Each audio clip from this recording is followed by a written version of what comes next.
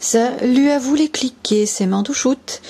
Vous allez bien, j'en suis sûre. Très courte vidéo pour vous parler d'une nouvelle technique que j'ai apprise il y a très peu de temps, que je ne connaissais pas et que j'ai voulu expérimenter.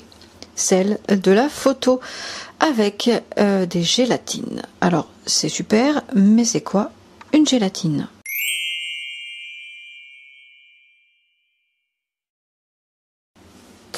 Une gélatine fait partie du matériel photographique. On la retrouve dans le milieu du cinéma, de l'audiovisuel, dans tout ce qui va concerner la vidéo et la photo. Elle va être sous la forme d'une feuille calque, le plus souvent.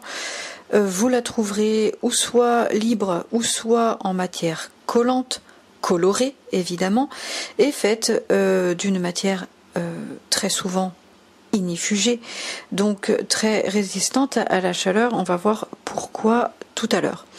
Vous pouvez en trouver en magasin spécialisé ou simplement sur les sites de vente en ligne que je ne citerai pas ici, on les connaît tous. Alors, à quoi sert la gélatine et comment l'utiliser? On va voir ça maintenant.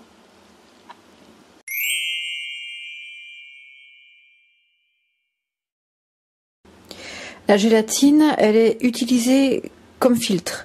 Vous en avez de toutes les couleurs et parfois même on peut retrouver des teintes spécifiques comme le doré, l'argenté, le pailleté, pourquoi pas, ça c'est déjà vu, ou encore des formes avec des formes pour créer des effets en studio. Oui, je dis en studio car il vaut mieux l'utiliser en intérieur puisque elles vont se mettre sur une source principalement lumineuse, assez forte d'ailleurs, spot, flash Cobra ou autre flash, même celui de votre boîtier, parapluie et autres accessoires projetant de la lumière. Alors vous pouvez évidemment, bien sûr si vous le souhaitez, les utiliser en extérieur, en les adaptant sur vos objectifs, mais on s'embête pas pour l'extérieur, il y a des filtres adaptable à vos objectifs et bien plus pratique puisque vissable et dévissable sur vos objectifs comme bon vous semble. Pour vous illustrer un peu mieux ce que je viens de vous raconter, voici une démonstration d'installation.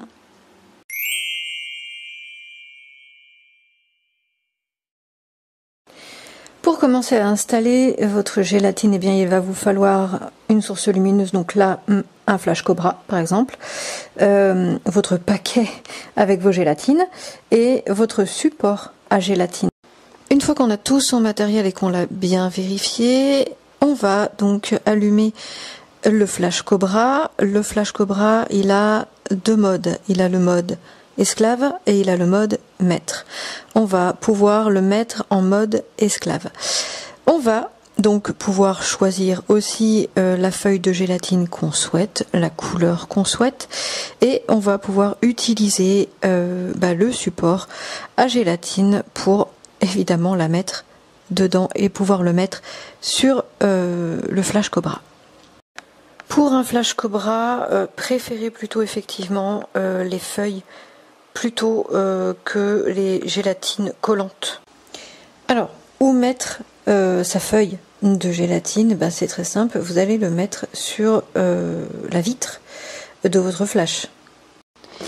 Pour vous assurer que votre gélatine ne soit pas abîmée, ne tombe pas, ne se déchire pas et reste simplement fixe sur votre vitre de flash, eh bien vous avez des supports qui sont très pratiques puisque vous pouvez les scratcher autour de vos flashs Cobra ou simplement de vos éclairages. Voilà.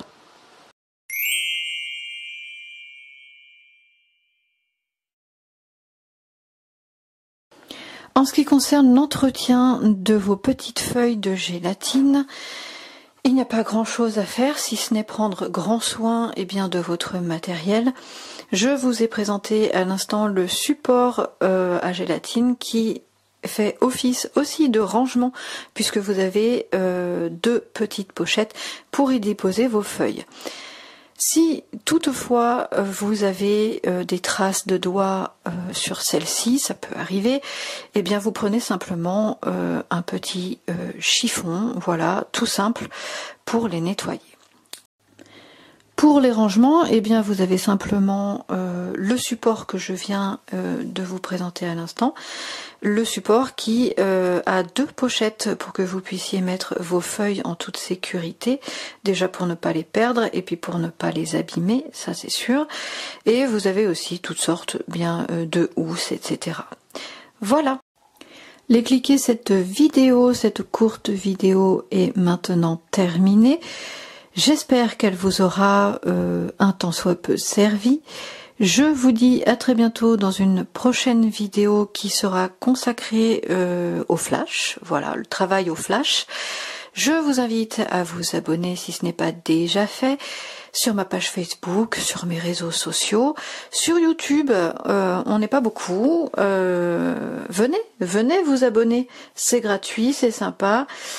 Et vous apprendrez beaucoup de choses par rapport à la photographie, alors n'hésitez pas. Salut les cliquets, à plus!